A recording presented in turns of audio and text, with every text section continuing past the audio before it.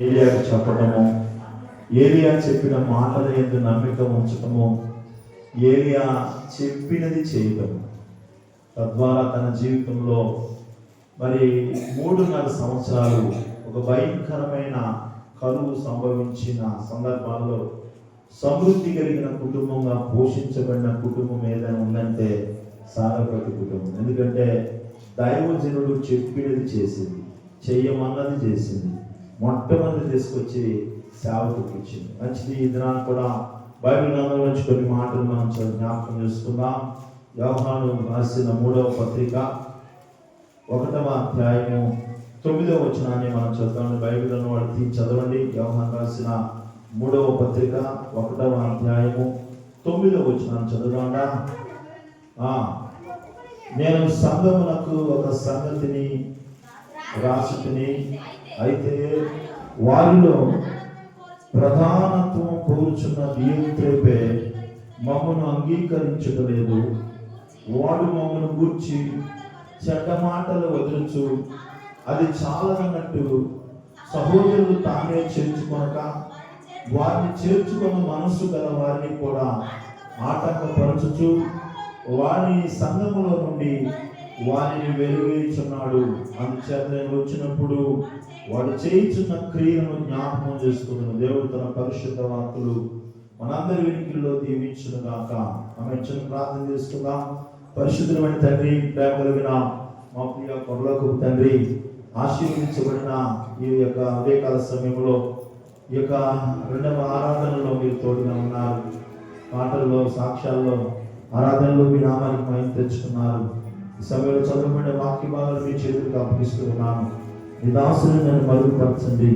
నీ మాట నానోట ఉంచి కూడిన బిడ్డలతోనూ ఈ మైకు శబ్దం ద్వారా ఎంతమంది నీ వాక్యం ఆలోకిస్తూ ఉన్నారు వారందరితో మీరు మాట్లాడి వారందరినీ మీరు బలపరిచి జీవించగలని వాక్యం విత్తుతుండగా నీ బిడ్డల హృదయాలను మంచి నెలగా మీరు మార్చండి.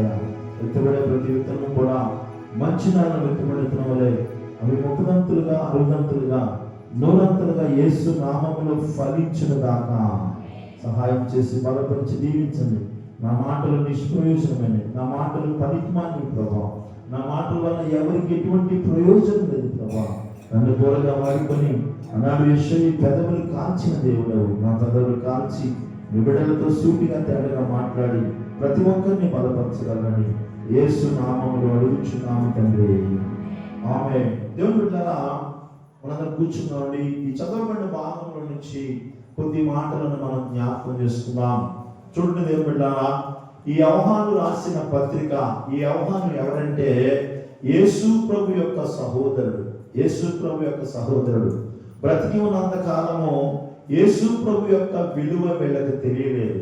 యాకోబు కానీ యోహాను కానీ వీళ్ళకి యేసు ప్రభు బ్రతికున్నంత కాలము అతన్ని ఒక సాధారణమైన వ్యక్తిగానే భావించారు. కానీ చనిపోయిన తర్వాత అతని గురించి తెలుసుకొని తన యొక్క దేవుని యొక్క ప్రేమ గురించి ఎక్కువగా వీళ్ళు రాసినట్లు మనం చూస్తూ ఉంటాం. యోహాను రాసిన ఈ 3 పత్రికల్లో మరి దేవుని ప్రేమ గురించి బాగా రాస్తాడనమాట.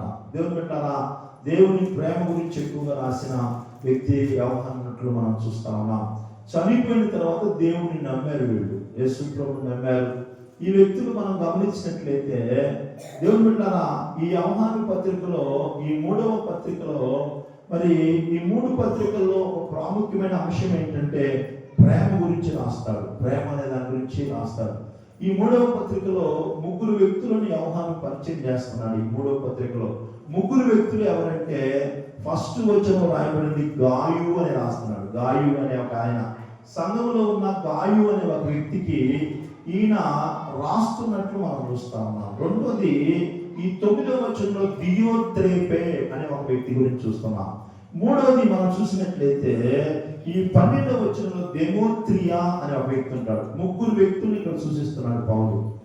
ఈ 3 గురించి చెప్పాలంటే చాలా సమయం పట్టింది, కానీ సమయం లేదు కనుక, మనకున్న సమయం కొద్దిది కనుక ఒక వ్యక్తి గురించి ఈరోజు మనం జ్ఞాపకం చేసుకున్నాం. దేవుని బిడ్డలారా, ఆ వ్యక్తి ఎవరంటే దియోత్రేపే. ఏం పేరంట? పేరు చదవండి. పేరు విచిత్రంగా ఉంది కదా, దియోత్రేపే. ఇలాంటి పేర్లు మనం పెట్టుకుంటే ఏదో దియా దియా అంటాం కదా, అంత ఇంకేం అనలేము మనం. దేవుడు బిడ్డలారా, దియోత్రేపే అనే ఈ పేరుకి అర్థం ఏంటంటే దేవుని వలన పోషించబడిన వాడు. ఎవరేంటంట? దియోత్రేపే అనే మాటకు అర్థం ఏంటంటే దేవుని వలన పోషించబడిన వాడు. మనందరం కూడా దేవుని ద్వారా పోషించబడుతున్న వ్యక్తులమే. దేవుడు మనల్ని పోషిస్తున్నాడు. దేవుడు మన పోషకుడు, మన పోషణకర్త. ఆయన అంటున్నాడు, ఆకాశ పక్షులను చూడండి, అవి విత్తవు కోయవు, పరలోకపు తండ్రి వాటిని పోషించుచున్నాడు. అంటే ఈరోజు మనల్ని కూడా పోషించేవాడు ఎవరంటే దేవుడేనండి, పోషణకర్త. ఆయన మనల్ని పోషిస్తా ఉన్నాడు. కనుక దేవుని చేత పోషించబడే ఈ వ్యక్తి సంఘంలో ఎలా ఉన్నాడనే విషయం గురించి మనం జ్ఞాపకం చేసుకుందామండి. దేవుడు బిడ్డలారా, ఈ వ్యక్తి చేస్తున్న మొట్టమొదటి పని ఏంటంటే, ఇతనికి కావాల్సింది ఏంటంటే సంఘంలో ప్రధానత్వం కావాలి. ఏం కావాలట? సంఘంలో ప్రధానత్వం. అన్నింటిలో ఏనే ముందు ఉండాలి, అన్నింటిలో ఏనే ముఖ్యంగా ఉండాలి, సంఘానికి ఏనే ముఖ్యుడై ఉండాలి, ఈయనే ప్రథమ వ్యక్తి అయి ఉండాలి, అన్ని విషయాల్లో ఏనే ముందు ఉండాలనే ఒక ఆశ, కోరిక ఉంది. ఏం కోరిక అండి? చూడండి, కొంతమంది సంఘానికి వస్తారు, సంఘంలో మా పేరు తప్ప గోల్డ్ పేరు ఏం కూడా వినపడకూడదు. ఇలాంటి ఆలోచనలో మంచి ఆలోచన కావి. సంఘం అంటే ఒక శరీరము, సంఘం అంటే ఒక కుటుంబము. కుటుంబం అంతా ఒకటిగా ఉండాలి, అంతేగాని ఒకళ్ళ పేరు రావాలి, ఒకళ్ళు గొప్పగా ఉండాలి, ఒక తక్కువగా ఉండాలనే ఆలోచన మనకు ఉండకూడదు. సంఘంలో ఇతని కోరిక ఏంటంటే ప్రధానత్వాన్ని కోరుచున్నానంట. తనే ప్రధానమైన వ్యక్తిగా ఉండాలి, ఎవడైనా తన తర్వాతే ఉండాలి అనే ఒక దుష్టమైన ఆలోచన. నేటి సంఘాల్లో కూడా చాలా మందికి ఇటువంటి ఆలోచన ఉంది. మేము ఆ పేరే వినబడాలి, మేమే ముందు ఉండాలి, మేమే కనబడాలి. నా ప్రియమైన దేవుని బిడ్డలారా, గమనించండి, ఈ యొక్క ఉదయకాల శరావుని మన పరిస్థితి, మన ఆలోచన ఎలా ఉన్నాయి, మన తలంపులు ఎలా ఉన్నాయి, మన క్రియలు ఎలా ఉన్నాయి, సంఘంలో నువ్వు ఏం కోరుకుంటున్నావు? సంఘంలో ఎక్కడైనా ఒక మూల కూర్చున్న సార్ అనుకుంటారా? అనుకోండి, మేమే అందరికంటే ముందు ఉండాలి. ప్రధానత్వాన్ని కోరుచున్న వ్యక్తి ఈ వ్యక్తి ఎవరంట? ప్రధానత్వాన్ని కోరుచున్నాడు. ఒకసారి బిల్లి గ్రంథం గారు మనం అనేకసార్లు విన్నా, మరోసారి వెళ్తున్నా. ఆయన పెద్ద మీటింగ్కి వెళ్తా ఉన్నాడు. పెద్ద మీటింగ్కి వెళ్తున్నా. మీటింగ్కి వెళ్తా ఉంటే ఆయన వెళ్తున్న కారులో వెళ్తుంటే, ఆయన ప్రయాణం చేసి వస్తుంటే ఆ మీటింగ్ దగ్గరికి వెళ్తుంటే అటుపక్క ఇటుపక్క పెద్ద పెద్ద పోస్టులు ఉన్నాయంట. ఆయన బొమ్మలు, ఫ్లెక్సీలు పెట్టి పెద్ద పెద్ద బొమ్మలు పెట్టారంట. పెద్ద పెద్ద, ఎక్కడ చూసినా ఇటు చూసిన బిల్డింగ్, ఇటు చూసిన బిల్డింగ్, స్టేజ్ మీద కూడా పెద్ద బిల్డింగ్ అంట బొమ్మ. కూర్చున్నారు అందరూ కూడా. అందరూ సువార్త కూడి జరుగుతుంది, అందరూ వచ్చి కూర్చున్నారు. ఈయన కూడా ఆ స్టేజ్ మీద కూర్చున్నాడు. ఆయన పిలిచినాడు అన్నట్ట, అయ్యారా ఫోటోలు బాగున్నాయా అన్నట్ట. ఫోటోలు బాగున్నాయా? కొంతమంది ఫోటోలు తక్కువ ఎదుర్కోలేడు. ఈ మధ్య ఒక పెద్ద సేవకుడు ఆయన పిలుద్దామని చెప్పండి, అయ్యారా నా ఫోటో పెద్దగా ఉండాలి, అందరికంటే నా ఫోటో పెద్దగా ఉండాలి, ఎవరో మోహన్ నా ఫోటో ఏమాకన్నా వేస్తే ఊరుకోడు అంటే అలాడంట. పెద్ద పెద్ద సేవకుడు ఆయన, రాష్ట్రాల్లో దేశాల్లో గొప్ప సేవకుడు ఆయన. ఆయన ఫోటో అంటే పెద్దగా ఉన్నారు. ఆయన ఫోటోనే పెద్ద కనపడాలి. నువ్వు వేసే వాల్ పోస్టులో ఆయన ఫోటో పెద్ద కనపడాలి. ఇంకెవరి ఫోటో పెద్ద కనపడిందంటే ఆయన మీటింగ్ కూడా అన్నాడు. వాల్ పోస్టులు వేస్తే ఏం వేసుకో. నాకు ఆశ్చర్యం వేసింది. ఆయన చూడండి, ఆయన పక్కన ఎవరు కనపడరు. కొంతమంది ఆలోచన ఎలా ఉంటాయి. కొంతమంది ఫోటోలు చూసి మురిసిపోయి ఉంటారు, కొంతమంది ఫోటోలు చూసుకొని మురిసిపోయి, కొంతమంది ఎలాంటి స్వభావం కలిగిన వ్యక్తులు ఉంటారు. అయితే ఈ బిల్లి గ్రంథం అన్నారంట, అయ్యా ఇంత పెద్ద పెద్ద ఫోటోలు పెట్టాము, వెరీ గుడ్, చాలా సంతోషమే, నాకు చాలా మంచిదే నాకు. కానీ ఈ ఫోటోలు కాదులే, కానీ పరలోకంలో నాకు చిన్న పాస్ ఫోటో ఉన్నా చాలా అన్నాడు. గడి చెప్పకూడదన్నా, చిన్న పాస్ ఫోటో ఉన్నా కదండి. నా పరలోకంలో మన ఫోటోలు అనుకోవాలి. ఇక్కడ పెద్ద పెద్ద ఫోటోలు ఏమండి, ఒక పేరు ముందు చదివితే ఒకళ్ళు పాపం, ఒక పేరు వెనక చదివితే మేము. మొన్న మధ్య నేను జగ్గపేట నియోజకవర్గ పాస్టర్స్ ఫెలోషిప్లో ముందు నా పేరే రాసుకున్నా. కనగంజపూర్ మండల పాస్టర్స్ ఫెలోషిప్ ప్రెసిడెంట్ అని నేను రాసుకుని, ఏంటి నీ ముందు నింపు పెట్టుకున్నావు, వచ్చి ఒక ఆయన అన్నావు నా పేరు ముందు రాయన్న అంటారు. ఫ్లెక్సీలు వేయించారు. రేపు 9వ తారీఖున సెమీ క్రిస్మస్ ఉంది. నియోజకవర్గం తరఫున సెమీ క్రిస్మస్ ఉంటే 10 సార్లు వచ్చి నా పక్కన నిల్చొని, అన్నా నా పేరు ముందురాయి, నా పేరు ముందురాయి, నా ఫోటో ముందు రావాలంటున్నాడు ఒక ఆయన. ఆయన వయసులో చాలా పెద్దోడు, మన చర్చి కూడా వచ్చిండు, అక్కడి నుండి చెప్పిండు. ఆయన చాలా పెద్దోడు వయసులో, అనుభవజ్ఞుడు. ఆయన అంటాడు ఆయన కావాల్సిన పేరు ముందు రావాలంట, పేరు ముందు రాయాలి, నా ఫోటో ముందు ఉండాలి, నా ఫోటో తర్వాత ఎవరిదైనా ఉండాలి. ఈరోజు ఎలా ఉంది మన ఆలోచన? ఒకసారి ఆలోచించండి. సంఘంలో నువ్వు ఏం కోరుకుంటున్నావు? సంఘంలో ఏదైనా మూలం ఉంటే చాలు, పరలోక రాజ్యంలో ఎక్కడో పరలోక రాజ్యంలో నేను కనబడితే చాలు అనుకుంటున్నావా? అందరికంటే ముందు నేనే ఉండాలి, ప్రధానత్వాన్ని కోరుచున్నావా? సంఘంలో ఇంకొక వ్యక్తి పేరు వినపడకూడదని ఆలోచన కొంతమందికి, కనబడకూడదు, వినపడకూడదు కొంతమందికి.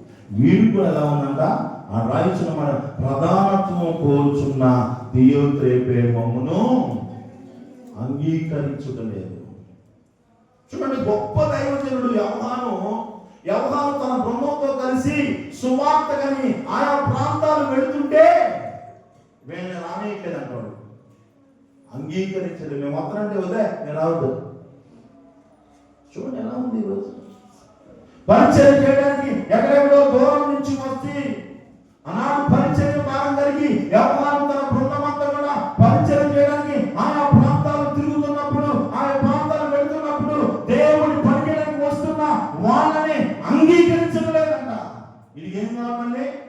ఏం కావాలి? ఇది సంఘంలో ప్రధానత్వం కావాలి. అక్కడ ఏ సంఘంలో ఎవరు చెప్పినా ఏ నోట్లో ఉన్న ఈ పేరే అనపడాలి, అయ్యగారి పేరు కూడా అనపడకూడదు. కొంతమంది ఉంటారని ఇటువంటి ఆలోచన కలిగిన వాళ్ళు. జాగ్రత్త దేవుని బిడ్డలారా, ప్రధానత్వం కావాలి, పేరు కావాలి, అందరికంటే ముందు ఉండాలి వాళ్ళు. మరి దేవి చేయండి, ముందు పేరు రాయమన్నా నీ పేరే రాస్తా, ఎంత ఇస్తావు అన్నా. ఈ చెల్లి దశలో ఎంత అందరిలాగా ఇస్తాను అన్నా అంటాడు. ఏమంటాడు? అందరిలాగా ఇస్తా అంటాడు. ఉద్యోగస్తులు గవర్నమెంట్ ఉద్యోగం చేసి రిటైర్మెంట్ అయిపోయి జీతం పెన్షన్ తీసుకుంటుంటారు. అందరిలాగా ఇస్తాను, ముందు ఉండాలంటే, అందరిలాగా ఇస్తాంట ముందు ఉండాలంటే. ప్రియమైన దేవుని బిడ్డలారా, ఒకసారి ఆలోచించండి ఎలా ఉన్నావు. ఈ దియోత్రేపే చేస్తున్న పనులు ఏంటి తెలుసా? 3 పనులు చేశాడండి. చట్ట పనులు చేస్తాడు. సేవకుడు వస్తుంటే రావద్దు అని ఆటంకం వస్తున్నాడు. సేవకుడు సువార్త చెప్పాలని దేవుడు పంపిస్తే అపొస్తలులను పంపించి పరిచయం చేయాలి, సర్వలోకానికి వెళ్ళి సర్వ సృష్టికి సువార్తను ప్రకటించాలని యేసయ్య చెప్పిన మాటను తలకి శిరస్సు వహించి వాళ్ళందరూ కూడా సువార్త ప్రకటించాలని వాళ్ళు బయలుదేరి వస్తే ఆడికి వచ్చిన మా సంఘానికి రాదు, ఆటంకం, అంగీకరించట్లేదు. ఏం చేస్తున్నాడు? అంగీకరించట్లేదు. అంగీకరించే మనసు లేదు. ఎందుకనే వచ్చే వాళ్ళు కనపడతారు, వీళ్ళు కనపడతారు. అంగీకరించట్లేదు. రెండోది ఏం చేస్తున్నాడంట? చూడండి, అక్కడ మాట చదివినట్లయితే రెండవ మాట ప్రధానత్వం 10వ వచనంలో వాడు మమ్మల్ని గురించి సేవకులు వస్తుంటే వద్దంటున్నాడు. రెండోది చెడ్డ మాటలు వదులుచు. ఏ మాటలంట? చెడ్డ మాటలు. దేవుని సేవకుల గురించి చెడ్డ మాటలు. ఎంత భయంకరమైన పరిస్థితి అంటే, ఎవడు వీడు? సంఘానికి వెలుగున్నవాడు కాదు, సంఘంలో ఉన్నవాడు, సంఘ సహవాసంలో ఉన్నవాడు, ప్రభువుని ఎరిగినవాడు, ప్రభు మార్గంలో నడిచేవాడు, సంఘంలో సభ్యుడిగా ఉన్నవాడు. వాడు యవహాను అనే దేవుని సేవకులైన శిష్యులైన యేసు ప్రభు యొక్క సహోదరుడైన యవహాను వస్తుంటే వాళ్ళ గురించి చెడ్డ మాటలు వదలుచు. కొంతమంది వదలబోతూ ఉంటారండి. ఎప్పుడు వాళ్ళు వదులుతూనే ఉంటారండి. ఎవరైనా ప్రార్థన చేస్తున్నా వదులుతారు, ఎవరైనా ప్రార్థన పోయినా వదులుతూనే ఉంటారు, ఎవరైనా పరిచయం చేస్తున్నా వదులుతూనే ఉంటారు, ఎవరైనా పాటలు పాడుతున్నా వదులుతూనే ఉంటారు. వదలబోతులు ఎక్కడున్నారు వీళ్ళు?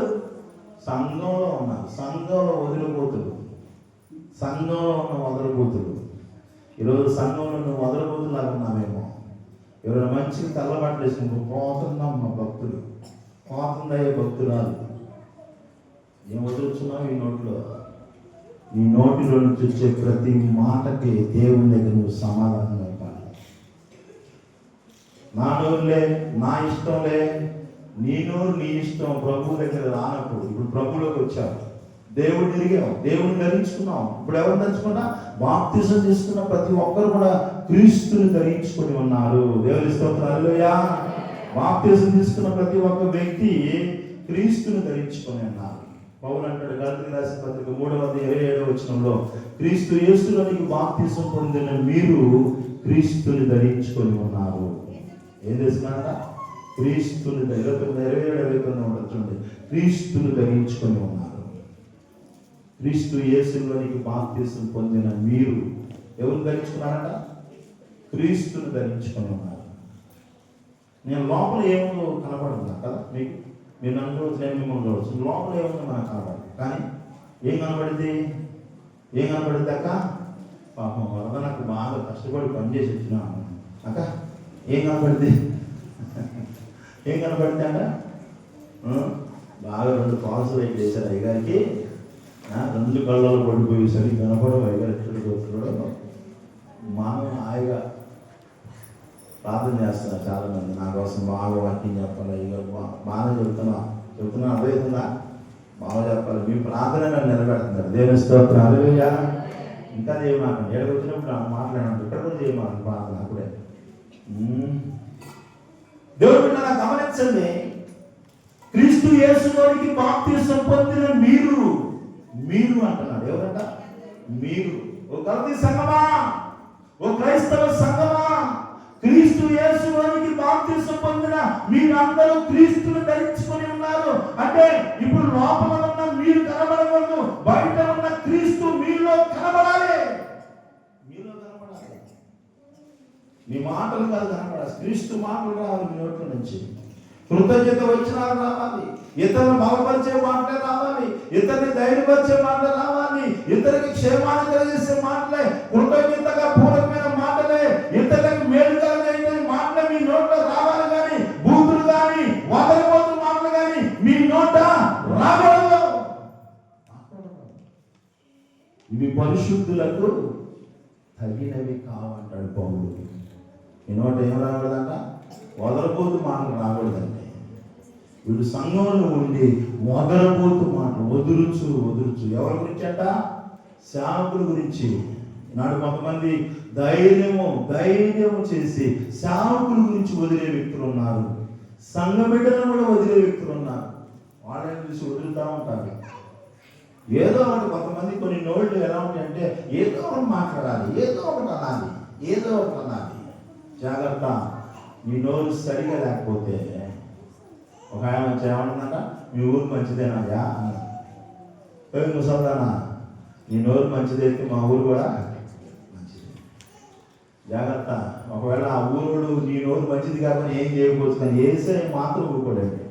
అది మాత్రం పక్కా చెప్పగలను. నువ్వేం మాట్లాడుతున్నావు, ఎవరిని గురించి వదులుతున్నావు, సంఘంలో ఏం కోరుకుంటున్నావు, సంఘంలో దేవుని బిడ్డలారా, ఈ యొక్క ఉదయకాల సమయంలో దేవుని మాటలు ఏం చెప్తారు? సంఘంలో నువ్వు ప్రధానత్వం కావాలంటే నువ్వు పరిచారకుడివై ఉండాలి. దేవుని స్తోత్రం, హల్లెలూయా. ఎవడైనా గొప్పవాడు కనిపించుకోవాలంటే యేసయ్య చెప్పిండు. లోకంలో గొప్పవాళ్ళు అధికారం చేస్తారు, కానీ సంఘంలో ఉన్న గొప్పవాళ్ళు పరిచయం చేసే వ్యక్తులుగా ఉండాలి. దేవుడి దృష్టిలో నువ్వు గొప్పవాడిగా, గొప్ప వ్యక్తిగా ఉండాలంటే ఆయన మందిరంలో, ఆయన సన్నిధిలో, ఆయన పరిచయంలో సహాయం చేసే పరిచారకుడుగా నువ్వు ఉండాలి.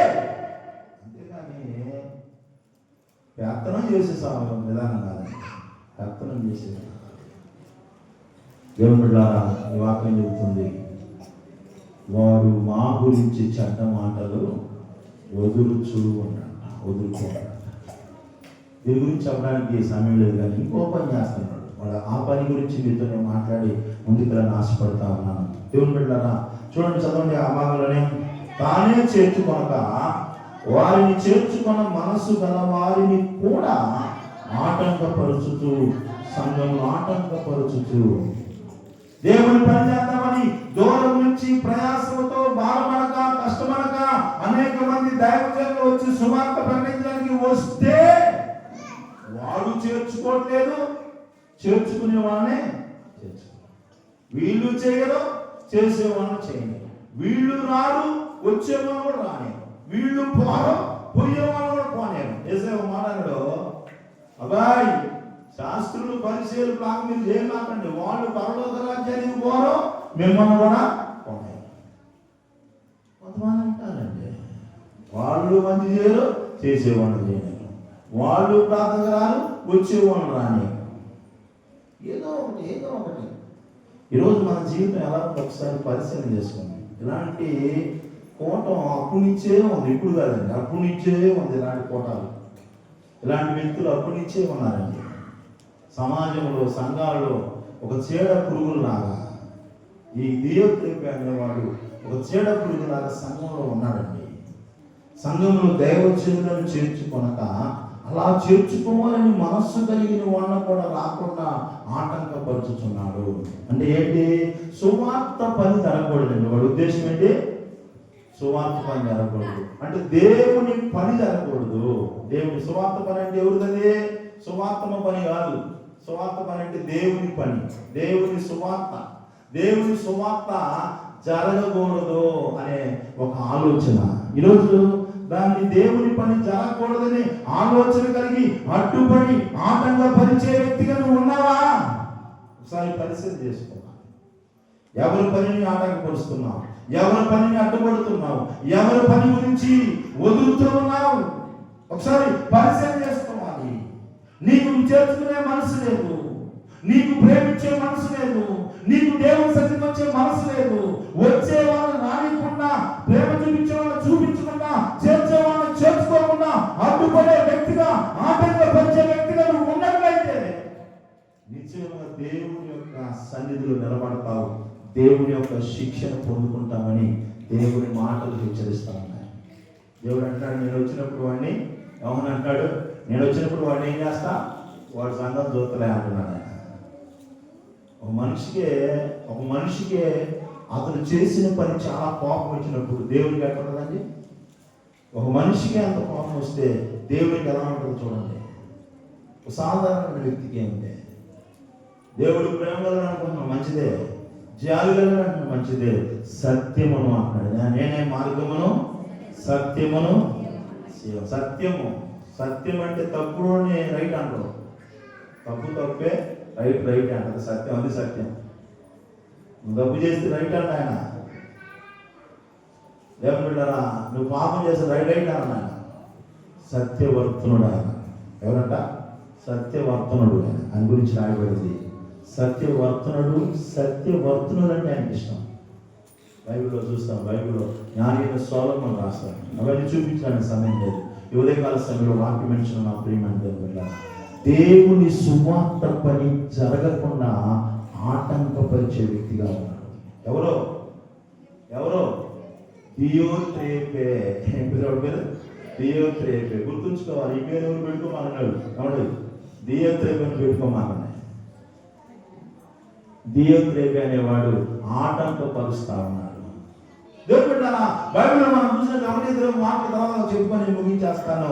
బైబిల్లో దేవుని పని అంటే ఆటంకపరిచే వ్యక్తులు చాలా మంది ఉన్నారు.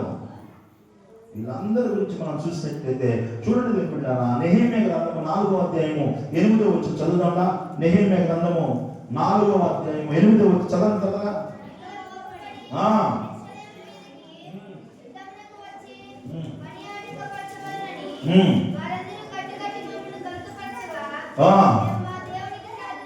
మేము మా దేవునికి ప్రార్థన చేసి 4వ అధ్యాయం 4వ వచనం చదువుదామా? నెహెమ్యా గ్రంథం 4:4 చదవండి. మా దేవా మేము తిరస్కారం పొందిన వారము, వారి నింద వారి తల మీదకి వచ్చేట్లు చేసి, వారు చెరగొట్టబడిన వారై వారు నివసించు దేశంలోని వారికి దోపుడు సొమ్ముకు అప్పగించుము. దేవునికి స్తోత్రం కలుగును గాక. హల్లెలూయా. చూడండి దేవుడు 8వ వచనంలో కూడా అంటున్నాడు, మిగుల కోపపడి యెరూషలేము మీదకి యుద్ధమునకు వచ్చి పని ఆటంకపరచమని కొందరు కట్టుకట్టి మమ్మల్ని కలతపరచగా. నెహెమ్యా ఒక గొప్ప ఉన్నతమైన పదవిలో ఉన్నవాడు, పనిలో ఉన్నవాడు, ఉద్యోగంలో ఉన్నవాడు. నెహెమ్యా ఏ పని అంటే పని మాట్లాడు కదా నెహెమ్యా. కొంతమందికి ఎలా ఉంటుందంటే ఖాళీ కూర్చున్నప్పుడు ఏం తోసినప్పుడు అని ఖాళీ కూర్చుని ఏంటి కాసేపు దేవుని మందిరంలో ఆహ్వాని పని చేద్దామా, ఖాళీ కూర్చుంటే వస్తా లేక రాదు, ఎక్కడ ఖాళీ లేక రాదుగా. ఖాళీ లేకపోతే అయ్యగారు పిలిచినా రాదు, దేవుడు గుర్తున్నాడు. కొంతమందికి అలా ఉంటారు. కొంతమంది ఖాళీ కూర్చునే బదులు ఇప్పుడు ఆ ఆలోచన కూడా రావట్లేదు. అంతకుముందు వచ్చేది లేదు, ఇప్పుడు రావట్లేదు. ఖాళీ కూర్చుంటే ఆ సేవలు ఈ సేవలు కొనుక్కోవడం సరిపోతుంది. సేవలు రక్తాలు పడాలి. ఇప్పుడు వాళ్ళ గురించి ఎదుగుతుంది, ఆ రోడ్డు మీద ఈ రోడ్డు మీద అన్ని వచ్చి కూర్చొని ఎన్ని మాటలు చెప్పుకోవడం సరిపోతుంది. కానీ ఖాళీ ఉండి దేవుని పని చేద్దామని లేదు, ఖాళీ ఉండి బైబిల్ చదువుకుందాం లేదు, ఖాళీ ఉండి ప్రార్థన చేద్దామని లేదు, ఏమీ లేదండి. ఖాళీగా ఉంటారు కొంతమంది. దేవుడిని పని చేయాలి. కొంతమంది దేవుడిని పని చేస్తుంటే ఇప్పుడు చూడండి, కొంతమంది ఏం చేస్తారంటే వచ్చి మా పనిని ఆటంకపరుస్తూ ఉన్నారు. నెహెమ్యా ఖాళీగా ఉన్న వ్యక్తి ఏం కాదండి. రాజు దగ్గర ప్రతిరోజు రాజును చూసిద్దాం లేదా కానీ నెహెమ్యా రోజు రాజును వస్తారండి. దేవుని స్తోత్రం హల్లెలూయా. రాజును చూసే పని ఎవరు చూస్తారో తెలియదు కానీ రాజుని దగ్గర చూసే పని నెహెమ్యాది. నెహెమ్యా తనకున్న పనంతా వదిలిపెట్టి దేవుడి మందిరం పని చేయాలని, యెరూషలేము దేవాలయం పడిపోయిన గోడలు కట్టాలని ఎంతో ఆసక్తితో ఉద్యోగాన్ని విడిచిపెట్టి, విలాసవంతమైన జీవితాన్ని విడిచిపెట్టి, రాజుకు సమీపంగా ఉన్న వ్యక్తి ఆ ప్రాంతాలంతా కూడా దిగి వచ్చి విడిచి యెరూషలేములో ఒక సాధారణంగా బ్రతుకుతా ఉన్నాడు. చూడండి ఏమంటారు, నెహెమ్యా ఒక యేసయ్య క్రీస్తుకి సాదృశ్యంగా ఉన్నాడు. విలాసవంతమైన అన్ని విడిచిపెట్టి ఒక చిన్న సాధారణమైన వ్యక్తిగా వచ్చేసాడు. ఆయన వచ్చి దేవుడి పని చేస్తుంటే ఆటంకపరచాలని చూశారు కొంతమంది. ముగ్గురు ఉన్నారండి వాళ్ళు, ముగ్గురు 3 మెంబర్స్. ఈ మెంబర్స్ మామూలు మెంబర్స్ కాదండి. సంఘాల్లో కొంతమంది ముగ్గురు ఉంటారు, 5 ఉంటారు, 10 మంది ఉంటారు. ఒకే ఒక్కడు ఉంటాడు ఈ దేవుడు రేపే లాంటి ఒకే ఒక్కడు. దేవుడు బిడ్డలారా, ఈ ముగ్గురు పేరు ఏం తెలుసా? ఒక పేరు టోబియా. ఏం పేరట? గుర్తుంచుకోవాలి, టోబియా. ఈ టోబియా అనే పేరుకి అర్థం ఏం తెలుసా అండి? టోబియా అనే పేరు నేను ఏంటని అర్థం చేసి దేవుడు మంచివాడు అనే పేరు అర్థం. వీడి పేరు అంటే దేవుడు మంచివాడు అనే పేరు పెట్టుకున్నాడు. కానీ వీడు చేసే పనులన్నీ కూడా సూటబుల్ పనులు కాదండి. కొంతమంది పేర్లు ఉంటాయి కానీ సూటబుల్ పేర్లు ఉండవు. జక్కయ్య పరిశుద్ధమైన వ్యక్తి ఏం కాదు అని బైబిల్ చెప్తాం. పరిశుద్ధమైన తర్వాత ప్రభు కలిశాక పరిశుద్ధంగా మారాలి. గట్టి చదవబడతామండి. ఈరోజు ప్రభు దర్శించిన క్రీస్తుని ధరించుకొని ఉన్నా కానీ దేవుడు మంచిగా మార్చబడిన తర్వాత కూడా, నవీన స్వభావం ధరించుకున్న తర్వాత కూడా మన ప్రాచీన స్వభావమే మన జీవితంలో బయలుపరచబడుతుంది.